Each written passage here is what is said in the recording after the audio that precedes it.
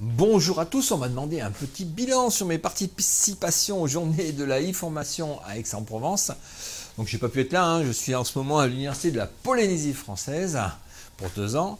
Bon anniversaire, c'est la 10e année, donc bon anniversaire pour ces 10 ans.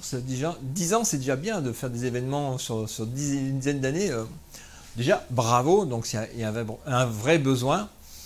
Moi, la première fois que je suis allé chez vous à Aix-en-Provence, ce qui m'avait surpris, c'était cette balise au milieu du jardin.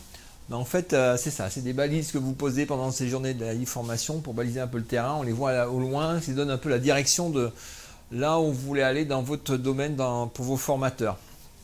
Une analogie sympa et en plus c'est raccord avec ma chemise. Alors moi, la première fois que j'ai participé, c'était avec Marcel, il me semble que c'était en 2009. On a présenté des retours d'expérience sur ce qu'on faisait à l'université de Lyon. Donc à Aix-en-Provence, on avait fait des présentations, des barcamps, des animations, des ateliers. En 2000, c'est quelle année ça? 2011. En 2011, j'avais parlé sur les tuteurs. Est-ce qu'avec les outils nous permettaient de nous passer des tuteurs? Est-ce que les outils actuels nous permettaient de nous passer des tuteurs? J'avais fait une réponse de Normand, peut-être ben que oui, peut-être ben que non.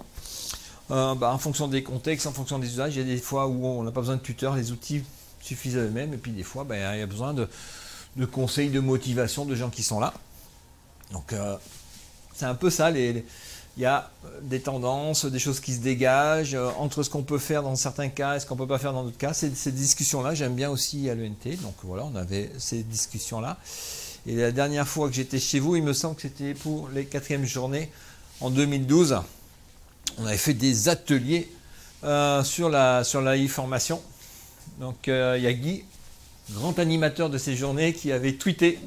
Alors Guy, en 2012, il n'avait pas fait la différence entre le hashtag et l'arrobas. Ça va venir, Guy. Je pense que depuis, il a fait beaucoup de progrès. Au moins, les journées de la e-formation aura suivi à ça, permis de faire ça. Non, je blague.